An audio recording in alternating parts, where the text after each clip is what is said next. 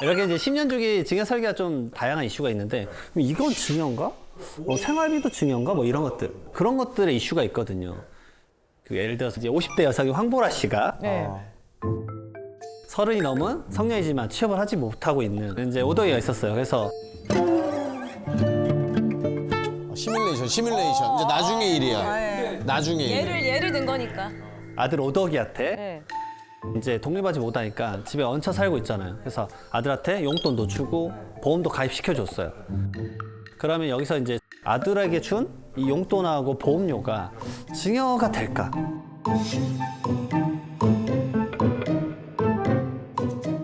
너무 어렵다.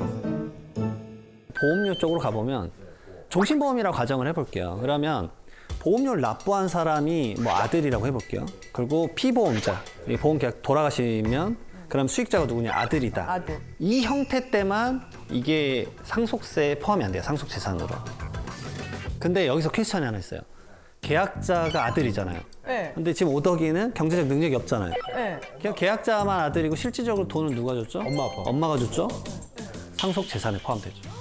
이렇게 되는 거예요. 나 지금 태아보험 들었는데 벌써. 아, 그건 별개고요.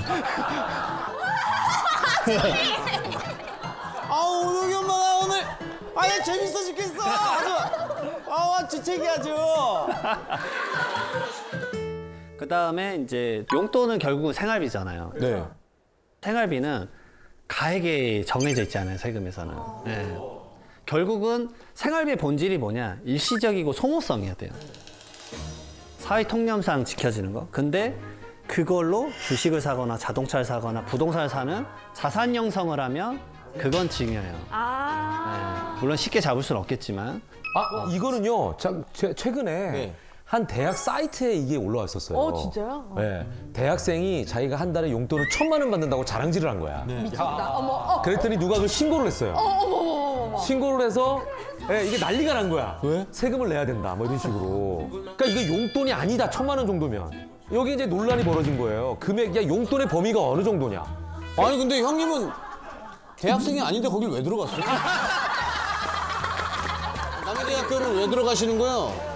제가 요즘에 대학원을 다녀요. 대학원을 다녀요. 아 그래요? 대학원 만학도예요? 그래서 생활비에 주의할 점은 뭐 이렇게 많이 받았다라고 말하지 말라 뭐 이게 아니라 자산을 형성하시면 안 돼요. 자산. 아 그걸로 시드로 쓰면 안 된다. 특히나 부동산 같은 경우는 등기부등본이 명확하게 남잖아요. 근데 그런 것들이 내가 취득가액을 소명을 못 할 텐데. 왜냐하면 주택 같은 경우 취득할 때 취득자금 소명서라는 걸 써야 되니까 그런 이슈가 있다는 걸 꼭 알아두시고요. 유사한 케이스로 이것도 있으실 거예요. 직장에 취업을 했어요. 그러면은 자녀가 돈 번 거는 자녀 명의로 다 모아놓자. 그리고 엄카 써라. 엄카 찬스라고 하죠. 네. 자 그러면 이거는 과연 증여일까요, 아닐까요? 증여가 그거 아니지 않아요? 피부양자의 생활비는 비과세예요. 그러니까 말 그대로 부양을 해야 되니까. 근데 부양받을 자가 자기의 자력이나 아니면은 뭐 근로 같은 능력으로 본인 생활 영위할 수 없다 그러면 이제 피부양자로서 부양을 좀 받아야 되겠죠. 근데 아까 말씀드렸지만 본인이 소득을 벌잖아요. 그러면 이제 이 카드를 긁게 되면 이거 전부 다 약간은 증여성질로 보는 게 명확하게 될 것 같아요. 근데 카드 출처를 그렇게 정확하게 따질 수 있나요? 내가 썼는지 네가 썼는지. 맞아요. 사실 세무서에서도 이거를 막 다 보고 있진 않아요, 사실은.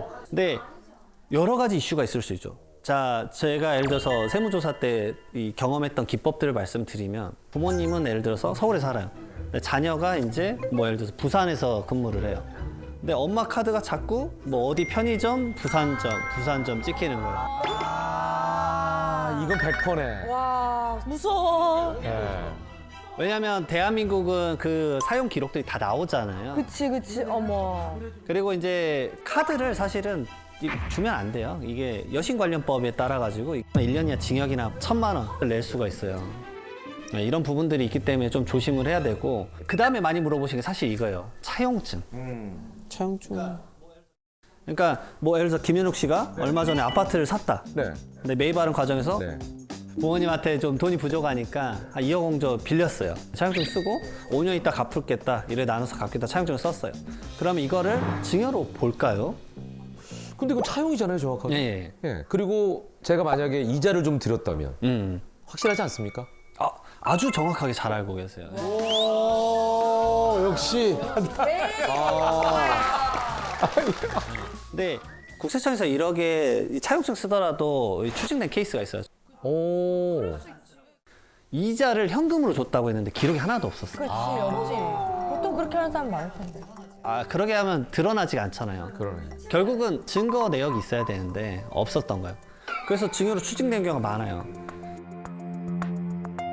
그래서 이제 이자 이체한 내역에 대해서도 기록을 만들어 놔라. 우리 통장 메모 쓰잖아요. 아버지한테 뭐 원리금 상환함 이런 걸 써놔야지 이게 증거가 되지 않겠냐. 요즘 인터넷 뱅킹 할 때 이렇게 쓸 수 있으니까. 네, 맞습니다. 거기에 이제 저교라고 하죠. 그 저교를 꼭 쓰셨으면 좋겠고요. 사실 좀 더 디테일하게 나가면 이자가 법에서 정한 이자도 있습니다. 이자를 적게 줘도 그것도 증여예요. 그래요? 네. 몇 프로일까요? 법정이자 2%? 2.3. 지금 법에서 정하는 이자는 4.6%예요. 4.6%. 아, 그게 공식으로 기준이 있는 거예요? 예, 이게 법이 이제 약간씩 바뀌는데 꽤 높네요. 이 증여세법에서 지금 4.6%를 정하고 있는데 실질적으로 줬던 금액 곱하기 4.6% 마이너스 실제 지급한 이자의 차이가 연 1,000만 원 이상 차이가 난다 그럼 증여를 할 수 있습니다. 증여세를 부과를 할 수가 있어요. 와, 진짜 디테일하게 보네요. 그러니까 가족관계라고 해도 이제 합리적 경제인이면 사실 뭐 예를 들어서 내가 2억 원이 있다 그러면 은행에만 넣어놔도 이자를 받을 수 있잖아요. 근데 이거를 0.1%를 받고 자녀한테 준다고 이게 합리적인가? 뭐 그걸 이제 따지는 거죠. 근데 그럼 이제 그 말씀을 하세요. 이게 딱 2억 1,700만 원 정도 되면은 4.6% 곱하면 딱 이자가 1,000만 원 이하예요. 그러면 이자 안 내니까 무이자로 써도 되지 않냐라고 말씀을 하시는데 저는 이제 그렇게 말씀드려요. 그러면 과연 믿을까요? 그렇죠. 이상하죠. 누가 합리적 경제에 2억이라는 돈을 빌려주는데 이자가 1원도 없다는 걸 믿어주겠냐. 그러네. 그리고 이제 이자 소득에 대해서 원래는 세금을 내야 됩니다. 왜냐면 이자 소득도 소득이잖아요. 그쵸, 그쵸, 그쵸. 디테일을 하자면 그럴까지 나가야 되기 때문에 생각보다 간단하게 좀 생각하지 않으셨으면 좋겠다라고 좀 말씀드려요. 가끔 뉴스 보면 이런 경우 있잖아요. 아파트 같은 경우에 시세보다 굉장히 싸게 거래가 된 거예요. 맞아요, 있어요. 네. 근데 이제 알고 봤더니 이게 부모가 자식에게 이제 싸게 이렇게 한 경우인데 이런 경우에도 증여세의 대상이 되는 거죠. 우선은 보도자료 같은 거 보면은 이제 저가로 자녀한테 팔았다 그러면 이제 약간 탈세 형태로 비춰지는 것들이 잡혀서 그게 이제 뉴스 보도자료는 탈세같이 보이는데 사실 좀 좋은 절세 방법이기도 합니다. 그걸 좀 말씀을 드릴 거예요. 법을 지키는 거니까. 이제 10억 원짜리 아파트가 있다고 해볼게요. 네. 아까 말씀드렸듯이 같은 단지 내에서 똑같은 면적이 10억에 최근에 팔린 거예요. 그러니까 시가를 10억으로 잡고 자녀가 이거를 7억 원에 산다고 해볼게요. 그러면 이제 어떻게 될 것인가? 이 경우에서 세금은 이제 두 가지가 발생을 해요. 싸게 팔았을 때 양도소득세는 어떻게 될 거냐? 아버지가 아들한테 팔았다 가정을 하면 아버지의 세금. 네. 그다음에 자녀는 싸게 가져갔으니까 증여세가 어떻게 나올까? 이게 이제 고민이 될 건데 첫 번째로 이거의 플랜을 이제 주로 고민하시는 분들은 아버지가 1세대 1주택 비과세인 거예요. 그러니까 원래는 세법상 이렇습니다. 시가의 5% 이상 차이가 나거나 3억 이상 차이가 나면 7억 원을 실제 주고받았지만 10억 원으로 계산해 라고 돼 있어요. 근데 양도소득세 비과세는 12억 원까지는 세금이 0원이에요. 그러니까 어차피 아버지는 비과세를 받을 수 있어요. 아주 좋은 케이스가 되는 거고. 두 번째로 자녀는 그러면 증여세가 나오느냐. 근데 시가의 30%와 3억 원 이상 차이가 났을 때 증여세가 과세가 돼요. 근데 딱 3억 원 차이니까 증여세가 발생하지 않아요. 그러니까 자녀는 좀 덜한 부담으로 부동산을 가져올 수도 있는 거죠. 아, 이게 합법인. 이건 다 합법적이죠. 자녀는 기본적으로 이제 자산이 많이 없기 때문에 그것을 가져와서 본인도 비과세를 만들어서 미래에 팔면 이제 좀 더 많은 이제 가액을 좀 가져갈 수 있는 거죠. 네. 그렇게 되는 거죠. 그래서 이거는 잘 활용하시면 절대 이제 불법적이거나 그런 요소가 아니라 명확한데 근데 주의하실 게 있어요. 그럼 자녀가 진짜 7억을 줄 수 있었는지가. 자녀가 7억을 줬다고 매매 계약서를 썼는데 사실상 7억을 이체한 내역이 없다. 그러면 전체가 증여가 돼요. 전체가? 네, 그럴 수밖에 없죠. 그래서 이런 형태는 저가 양수도 전략이기 때문에 한번 고민해 보시면 좋습니다. 또 이제 자녀뿐만 아니라 부부간의 증여세도 사실 좀 많이 아셔야 돼요. 부부간에는 10년간 6억 원의 공제가 되니까 거의 안 걸려 뭐 이렇게 생각하시는 분들이 많아요. 근데 생각보다 이게 걸린 케이스가 좀 있습니다. 예시를 또 들어볼게요. 이번에는 좀 황재성 씨가 나오시는데 좋습니다. 네, 결혼 12년 차라고 하시네요. 네. 황재성 씨 부부가 15억 원짜리 아파트예요. 원래 아내 명이 100%였어요. 근데 아파트를 부부 공동 명의로 이제 하는 것에 추후 양도세나 상속세가 좀 유리하다라고 해서 그러면 이제 아내분이 15억을 갖고 있는 거니까 40%를 주면 딱 6억이잖아요. 그럼 40%까지 증여를 할 수 있겠죠. 그러면 1억에만 펼쳐지면은 딱 하나 세금만 내시면 돼요. 증여취득세만. 증여취득세만. 네, 지분에 대해서 취득세 내야 되니까. 그래서 이렇게 계획을 했었는데, 근데 얼마 있다가 이제 아파트 공동명의 바꾸고 나서 갑자기 이제 세무조사가 나와서 증여세 내라고 나온 거예요. 어떻게 된 상황일지 황재성 씨가 이제 본인의 생활이니까 뭐 말씀을 한번 해보시면. 잠깐만 나왔다는 것 자체가 뭔가 수가 틀렸다는 거잖아요. 맞습니다. 그렇죠. 그렇지. 뭔가가 걸렸다는 거죠. 걸렸다. 내가 사기 뭘 싫어하는 걸렸어? 잠깐만. 아까 지금 이제 배운 걸 복습해 보면은 의료보험을 내 와이프가 날 내줬거나 아니면 용돈을 크게 줬거나 네. 아니면 또 뭐가 있을까? 이 두 개가 지금 전부. 이게 왜 그러냐면 생활비를 받아서 쓰신 거예요. 800만 원씩. 제가 그렇죠. 네. 용돈 썼구나. 그래서 뭐 300만 원 생활비 알뜰하게 쓰고 나머지 금액을 모아놨는데 이 저축을 한 게 아까 말했던 뭐 예금, 적금, 펀드, 보험 이런 형태로 분산 투자했던 거예요. 그게 왜요? 그게 생활비 목적으로 안 쓴 게 되니까.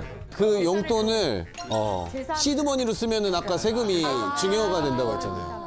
이게 내가 그냥 그 행정 업무 편의상 내 명의로만 지금 보관을 해놓은 상태였다라는 것들에 대한 뭐 소명이 있으면 피해갈 수 있겠지만 이런 금액들이 쌓이다 보면은 그게 꽤 한 번에 돌아올 때 커진다. 이런 것들도 좀 알고 계셔야 돼요. 그리고 이제 또 재밌는 걸로 상속세 쪽으로 또 얘기를 좀 해볼 건데, 예를 들어서 어떤 분이 돌아가셨다고 이렇게 남편하고 사이에 두고 자식 두고 이제 평범하게 돌아가셨어요. 돌아가셨는데 이제 그럼 상속세 정리를 해가지고 뭐 세무사 통해서 상속세 신고서도 완료했어요. 근데 이제 상속세에는 조사가 무조건 있어요. 왜냐하면 상속세는 결정 세목입니다. 이제 결정 세목은 뭐냐면 내가 6개월 이내 신고서를 넣더라도 과세관청에서 이 신고가 맞네라고 도장을 꽝 결정을 내려줘야 그 세금이 끝나요. 그럼 그 전에 조사를 다 하는군요. 네. 근데 이제 가액이 아주 낮으면 자체 조사로 끝나요. 그래서 혹시나 부모님 돌아가셨는데 나는 뭐 조사 받아본 적 없다라고 하시는 분들은 이제 상속세산이 좀 낮거나 이슈가 없어서 끝났을 수도 있어요. 근데 상속세금이 나오는 분들은 대부분 조사를 해요. 그래서 지금 상황에서도 이제 상속세에 대해서 상속세 내고 다 마무리됐다고 생각을 했는데 조사가 이제 온 거예요. 근데 터무니없는 가격에 조사가 나온 거예요. 그래서 이해를 할 수 없었죠. 이거 왜 상속세가 나왔을까요? 몰랐던 채무 관계가 있나? 내연녀. 아버지가 바람 나가지고 내연이한테 아니 돈을 맞춘 거지. 이거 맞으면 예술이다 진짜. 맞나 봐. 사실 이 사건은 진짜 이런 일이 가끔씩 펼쳐지는데 내연녀 어머 맞네. 야 이거 아침 드라마 스토리다. 열받아 죽겠는데. 진짜 열받는다. 바람 난 것도 열받아 죽겠는데. 이건 법의 보호를 받아야죠. 자 이제 말씀을 드릴게요. 이게 내연녀의 아파트를 사줘서 그 부동산 매가 너무 명확한 거예요. 돈도 많네. 돈도 많어. 10억 원짜리였는데 그럼 10억 원이면 여러분들 증여세가 얼마냐면 간단히 계산하면 2억 2천 나와요. 이게 3년 전에 준 거예요, 그거를. 그러면 첫 번째로 그 내연녀가 그 증여세를 내야 돼요. 그렇지 그거를 받으려면. 자, 그거는 그런가 보다 할 수 있죠. 근데 그건 누가 낸다? 상속인이 내야 돼요. 뭐야? 왜 그렇게 돼 있어요? 이건 잘못됐다. 너무 억울하다.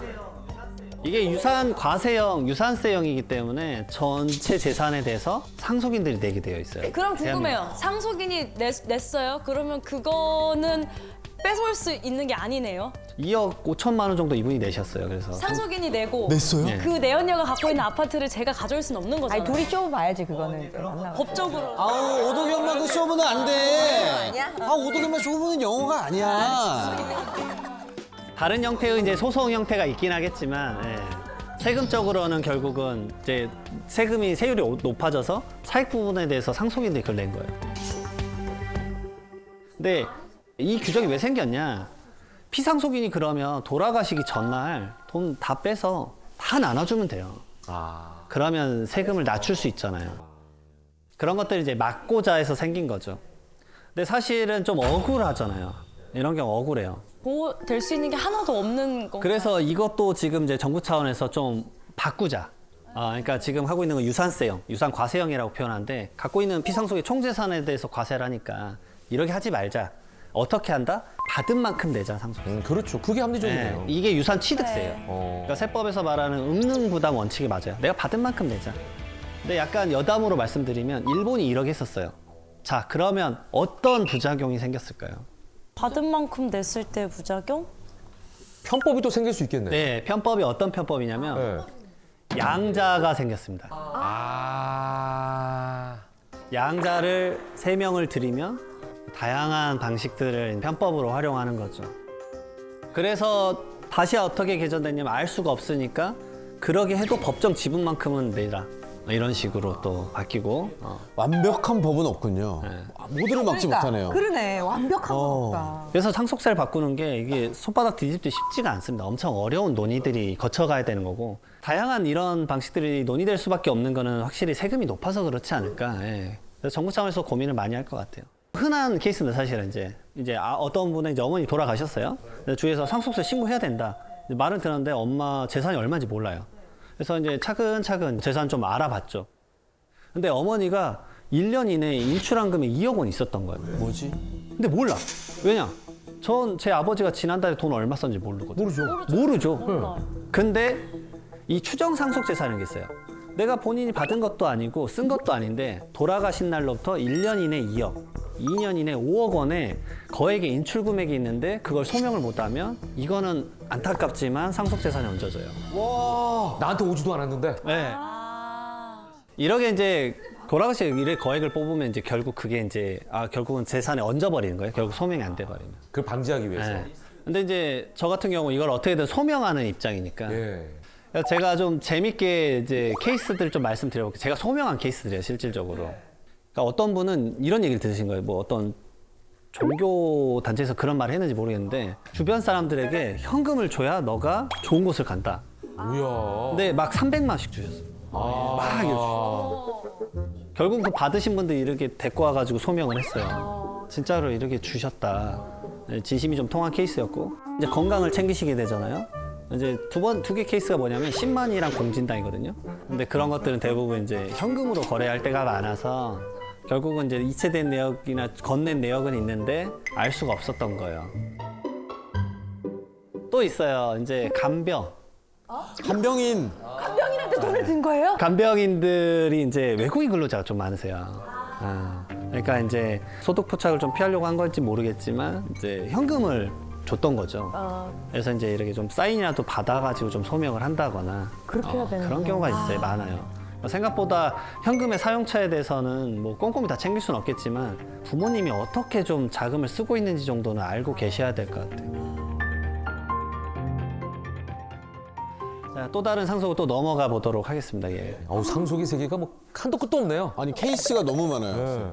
요거는 사실은 방어적 기제로 정말 알아두셔야 되는 좀 지식인데 80대 자산가분이 이제 슬하에 2명 있었어요, 자녀가. 근데 첫째 아들은 좀 게을렀고 둘째 아들은 좀 꼼꼼했어요. 첫째 아들이 그리고 귀가 얇아요. 막 사기 잘 당하고 뭐 이런 식이에요.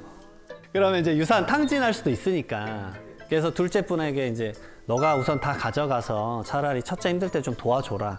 뭐 이런 식으로 말을 하려고 했던 거예요. 근데 둘째 분이 또 이런 분들 심성이 또 착해. 그래서 아니요, 같이 받을게요.